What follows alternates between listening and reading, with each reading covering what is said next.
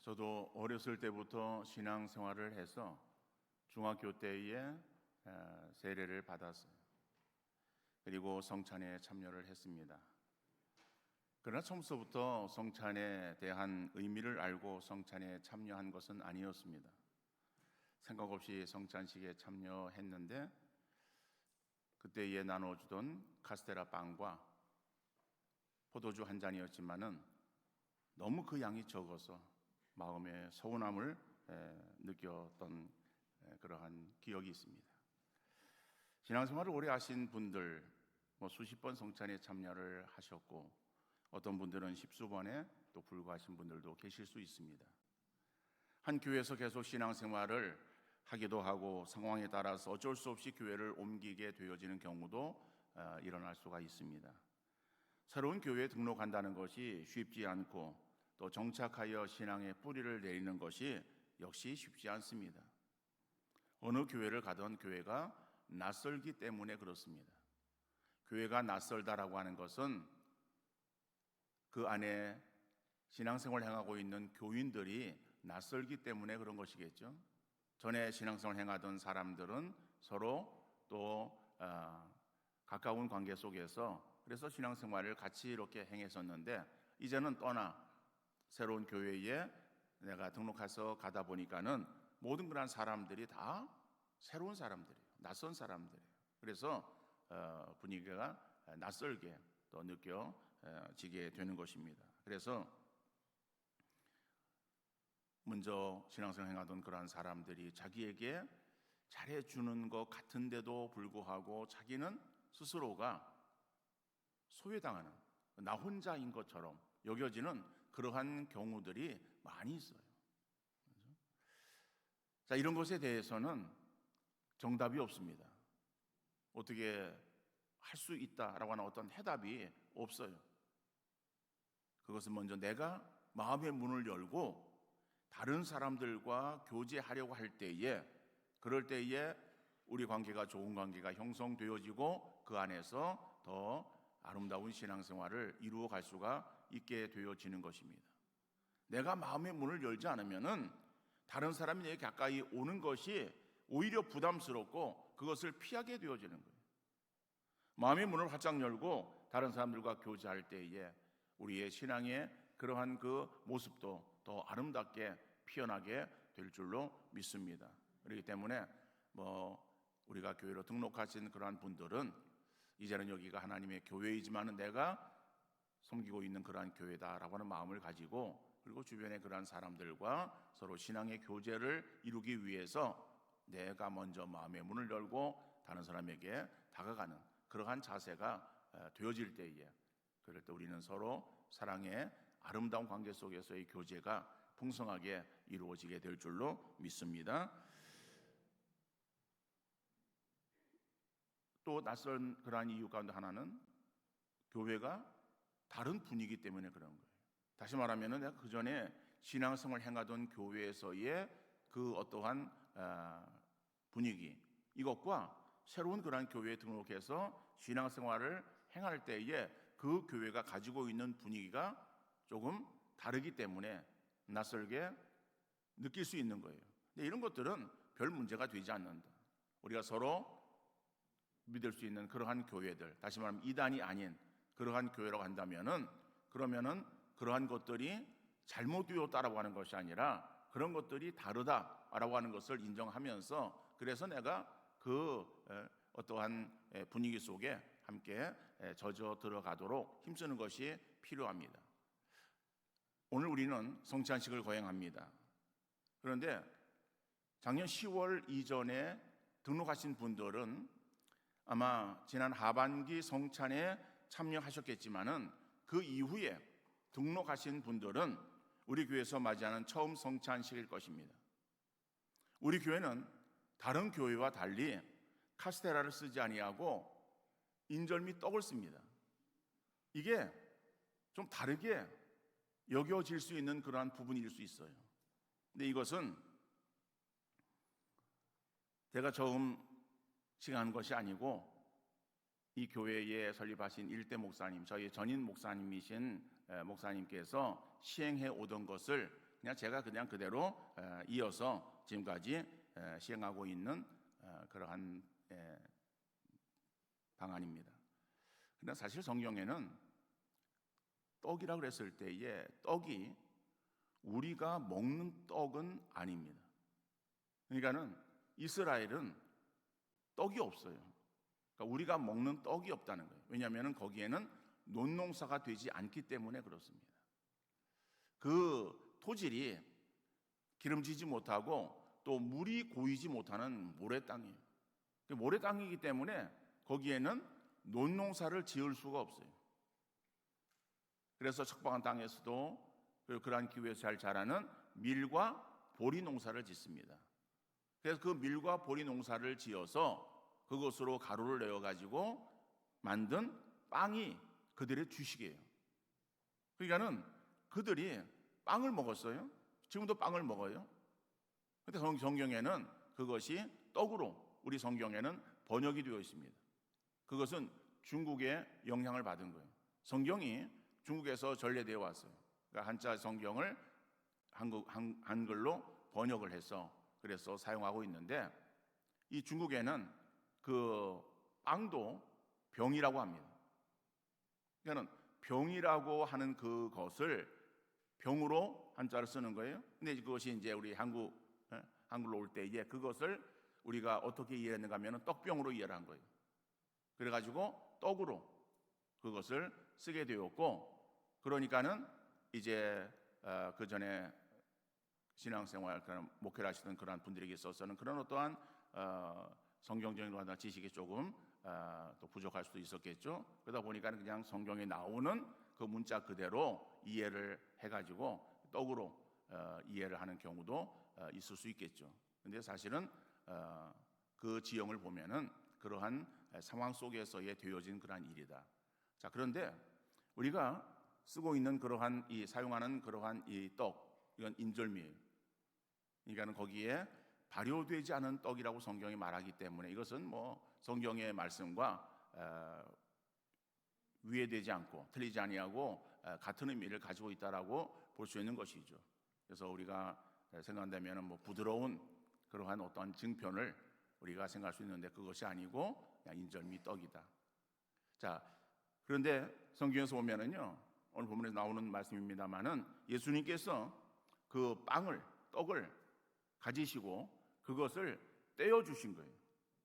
떼어 주시고 라고 하는 그런 말씀이거든요. 그러니까는 그 유대의 그러한 그 빵이라고 하는 것은 하나의 어떤 그러한 작은 그러한 그렇게 만들어진 빵이 아니라 반죽을 해가지고 크게 반죽을 해가지고 그것을 화덕에다가 붙여서 구운 것을 말하는 거예요.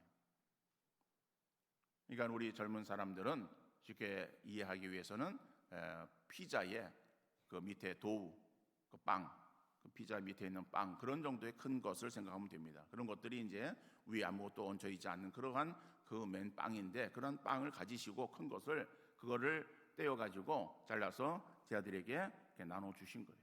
그럼 제 아들이 받아 먹었다라고 하는 거예요. 그러니까는 인절미도 그런 거 아니에요? 반죽을 해가지고 거기서 떼어 가지고 익혀서 그래서 거기에 붓지 말라고 그냥 콩고물을 붙인 것이다. 그러니까는 우리가 어떤 뭐 떡을 가지느냐 아니면 빵을 먹느냐라고 하는 것은 우리에게 별 그렇게 큰 의미가 있는 것은 아니에요. 근데 그것에 대한 의미를 우리가 바로 깨닫고 성찬에 참여하는 것이 필요하다. 그렇다면은 성찬에 그러한 의미가 어떠한 의미를 가지고 있는가? 첫 번째로 성찬의 의미를 한번 생각해 보려고 할 때에 오늘 보면 2, 3절 하반절에서 25절 말씀은 이렇게 말하고 있습니다. 주 예수께서 잡히시던 밤에 떡을 가지사 축사하시고 떼어 이르시되 이것은 너희를 위하는 내 몸이니 이것을 행하여 나를 기념하라 하시고 19에 또한 그와 같이 잔을 가지시고 이르시되 이 잔은 내 피로 세운 새 언약이니 이것을 행하여 마실 때마다 나를 기념하라 라고 말씀하시고 있어요. 자, 여기서 보면 예수님께서 유월절 식사로 제자들과 함께 나누셨어요. 근데 유월절 식사는 구약에서 보면은 빵이 있고 그 다음에 포도주가 있고 그리고 쓴 나물이 있고 그 다음에 어린 양이 있습니다. 어린 양은 유월절이라고 하는 것은 처음에 유월절은 그것이 넘어가는 절기, 다시 말하면은 이스라엘 백성들에게 있어서 죽음의 재앙이 임하지 아니하고 그 죽음의 재앙이 넘어가는 것을 말하는 거예요. 그 넘어가는 그러한 그 표가 되어지는 것이 무엇인가 하면은 문설주와 임방에 바른 어린 양의 피예요.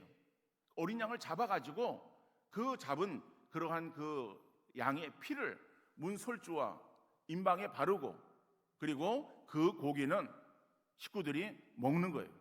다 먹지 못할 많은 양이라고 한다면은 그것을 이웃과 함께 나누는 거예요. 그래서 그 밤에 그 고기를 다 먹는 것을 말하는 거예요. 그런데 예수님께서 지금 이제 마지막 만찬 유월절 식사입니다. 그 만찬 저녁 식사를 행하시면서 떡과 포도주를 가지시고 나누시는 거예요.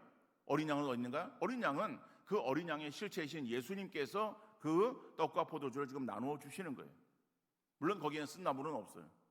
그러니까는 그 어떠한 음식에 대한 하나하나의 어떤 의미보다도 그 빵과 포도주, 이것이 어떠한 의미를 가지고 있는가라고 하는 것을 우리에게 말씀하시고 있는 것이죠. 그러니까는 그 빵을 그리고 또 포도주를 나누어 주셨던 것은, 물론 복음서에서는 그러한 의미가 나오지 않습니다만은 그것은 바울은 그러한 의미를 우리에게 말씀하고 있는 거예요. 그래서 이 떡은 너희를 위해서 십자가에서 찢기신, 죽으신 그러한 예수 그리스도의 몸, 이것을 의미하는 것이고, 그리고 그 포도주는 그 십자가에서 너희를 위해서 흘리는 예수 그리스도의 보혈, 대속의 그 죽음, 이것을 의미하는 것이다 라고 하는 것이죠. 그러니까는 바로 그러한 그 의미를 담고 있는 그러한 식사를 나누셨듯이 우리도 그것을 기념하면서 오늘 우리가 성찬에 임하게 되어지는 것입니다. 그러니까는 우리가 성찬을 대할 때 이 성찬에 이것이 떡과 포도주가 어떤 의미를 가지고 있는가를 다시 한번 깊이 우리가 새기고 생각하는 귀한 시간 되어질 수 있기를 간절히 바랍니다. 요한복음 6장 53절 말씀 보면은 예수께서 이르시되 내가 진실로 진실로 너에게 이르노니 인자의 살을 먹지 아니하고 인자의 피를 마시지 아니하면 너희 속에 생명이 없느니라라고 말씀하는 거예요. 여러분, 이 말씀을 문자 그대로 보면은 인자의 살을 먹고 인자의 피를 마신다, 우리가 무슨 식인종인가? 라고 생각할 수 있을지 모르겠지만 그것은 그런 의미가 아니죠. 우리가 정말 예수 그리스도께서 나를 위해서 십자가에서 피 흘려 죽으신 그 대속의 죽음, 그 죽음이 의미하는 그 의미를 다시 한번 우리가 새기는 거예요. 그러면서 그것에 대해서 우리가 떡을 나누면서 이것은 예수님이 나를 위해 십자가상에서 피 흘려 죽으신 그러한 대속의 죽음인 그러한 예수님의 살을 의미하는 것이구나. 포도주를 마시면서 이것이 나를 위해서 흘리신 예수 그리스도의 그러한 그 보혈을 의미하는 것이구나 라고 하는 그러한 의미를 부여하면서 우리가 성찬에 임하는 귀한 시간 되어질 수 있기를 간절히 바랍니다.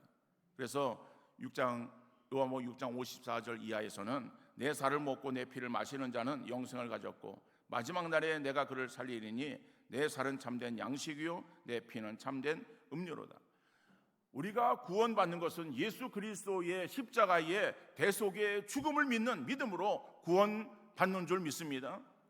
여러분, 이 믿음을 우리가 늘 마음속에 새게 되는데 우리가 그것을 잊어버리고 살아가는 거예요. 잊어버리고 살아가는 우리들에게 있어서 성찬을 우리가 주님 오실 때까지 행하라고 그렇게 말씀하고 있어요. 그래서 성찬을 행하면서 우리가 떡을 먹고 그리고 잔을 마실 때마다 이것이 나를 위해서 피 흘려 죽으신 예수 그리스도의 십자가의 대속의 그러한 죽음이라고 하는 것을 우리가 늘 기억하면서 그것이 정말 나를 위한 것이구나 하는 것들을 우리가 생각하고, 이러한 예수 그리스도를 믿는 믿음이 있는 사람들은 영생을 가졌고, 그리고 마지막 날에 주님 다시 오실 때의 부활의 그러한 영광을 우리가 누리게 되어질 것이지만은 그러한 믿음을 가지고 있지 못하면은 우리가 구원함에 이르지 못한다라고 하는 사실을 다시 한번 우리가 기억하는 이 시간 되어질 수 있기를 간절히 바랍니다. 천주교에서는 사제가 이 떡과 잔을 들고 축복 기도하면은 예수님의 살과 피로 화한다라고 그렇게 주장한다는 거예요. 이게 화채설이라고 말하는데 그러니까 천주교의 교리입니다. 루터교회에서는 이 떡과 잔에 예수님의 피와 예수님의 살도 함께 공제한다라고 주장하지만 이런 것들이 이것은 잘못되어진 것입니다. 오늘 본문에서는 이것을 행하여 나를 기념하라고 말씀하는 거예요. 예수님께서 떡을 떼어주시면서 이것은 내 몸이고 잔을 주시면서 이것은 내 피니 받아 먹으라고 말씀하셨습니다. 그리고 오늘 내가 너희에게 하는 것처럼 내가 다시 올 때까지 이것을 행하여서 내가 너희를 위하여 살을 찢고 피를 흘렸다라고 하는 사실을 기억하며 기념하라고 하는 것을 우리에게 말씀하시고 있습니다. 그러므로 우리가 먹게 되어질 떡은 우리를 위해서 십자가에서 찢어주신 살을 의미하는 것이고, 마시게 될 포도즙은 예수님께서 우리를 위하여 십자가에서 흘리신 피를 의미하는 줄 믿으시기를 바랍니다.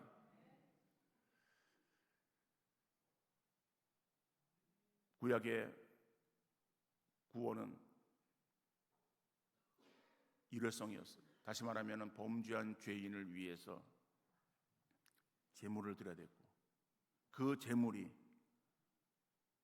죽어지는 그러한 그 죽음이 범죄한 사람의 그러한 죽음을 대신하는 것이고, 그 피를 하나님께 대신 받으시고, 그리고 죄인의 그러한 그 죽음으로 대신 받으시겠다라고 하는 그러한 그 약속 때문에, 그래서 구약에는 제사를 드렸던 거예요. 그러니까 구약의 제사를 드릴 때에 그러한 그 제물에 죄인이 안수하는 거예요. 그런 자기의 죄를 전가시키는 거예요. 그러면은 하나님께서는 그 양과 염소나 소의 그러한 그 죽게 되어지는 죽음을 나를 위한 죽음으로, 대속의 죽음으로 인정하셔가지고, 그래서 동물이 비록 죽어가지만은 내 죄를 용서해 주시는 그러한 은혜를 베풀어 주신, 이것이 옛 언약이라고 하는, 옛 언약이 새 언약으로 바뀌어집니다. 오늘 본문에서는 이것은 너희를 위한 새 언약이라고 오늘 본문이 말씀하고 있어요. 그러니까 새 언약이라고 하는 것은 스가랴 13장 1절에 그날에 죄와 더러움을 씻는 셈이 다윗의 족속과 예루살렘 주민을 위하여 열리리라 그랬어요. 죄와 더러움을 씻는 셈이 열리리라.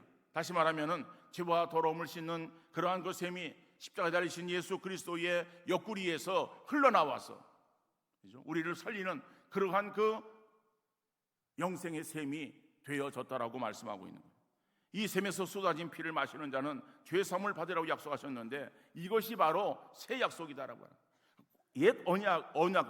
옛 약속은 동물의 그러한 그 피로 구속이 이루어졌다고 한다면은 그건 불완전한 구속이에요. 그러나 그 구속이 예수 그리스도의 십자가의 대속의 죽음으로 인해서 우리에게 영원한 효력을 발생하게 되어졌는데, 이것이 새로운 언약, 새 언약이라고 말씀하고 있습니다. 그러니까 우리가 새 언약 가운데에 거하게 되어서 하나님의 자녀가 되어진 존재가 되었다는 것을 우리가 마음속 깊이 인식하면서, 그래서 그러한 그 은혜에 감사하는 마음으로 우리가 성찬에 참여해야 될 줄 믿습니다. 그럼 두 번째로, 성찬에 참여하는 법은 어떠한 방법으로 참여해야 될 것인가? 오늘 26절 말씀 보니까는 너희가 이 떡을 먹으며 이 잔을 마실 때마다 주의 죽으심을 그가 오실 때까지 전하는 것이라 그랬어요.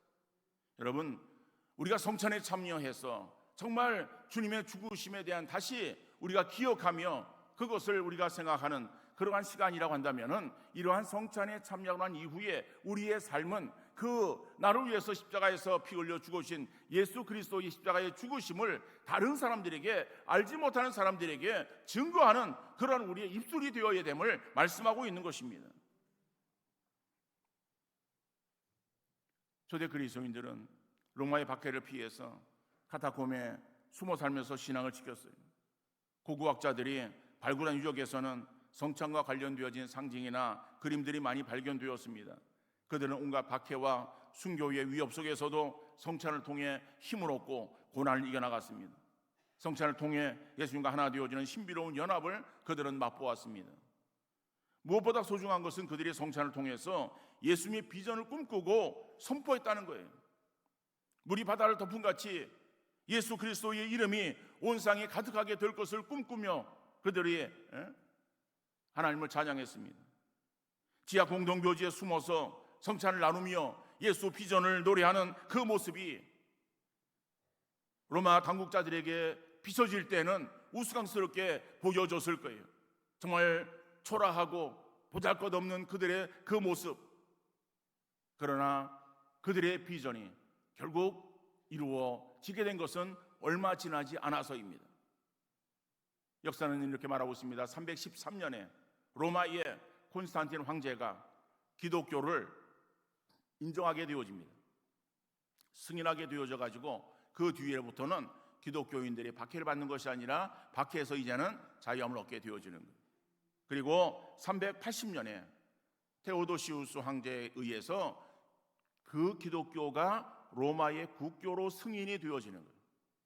그러니까는 313년, 380년에 380년이 되었을 때에 이미 이제 기독교는 박해받는 그러한 숨어 지내는 그러한 종교가 아니라 이제는 정말 세상에 드러나게 되었고, 그리고 교회 건물을 짓게 되었고, 이제는 마음껏 하나님을 찬양하며 주님을 손을 높여 증거할 수 있는 그러한 기독교가 되어진 거예요. 그래서 380년의 기독교를 로마의 국교로 승인하면서 그 기독교의 이름은 로마 가톨릭이라고 불리워졌던 것입니다. 그래서 로마 가톨릭도 기독교예요. 그런데 그 로마 가톨릭이 그렇게 시작이 복음에서 말씀에서 시작되었지만은 점차적으로 가다가 그것이 잘못되어진 길로 갑니다. 황제를 숭배하게 되어지는 거예요. 황제의 오류, 무오. 황제는 숭배보다도 황제에는 잘못이 없다. 그러니까 황제 무오소를 주장하는 거예요. 그리고 성모 숭배를 합니다.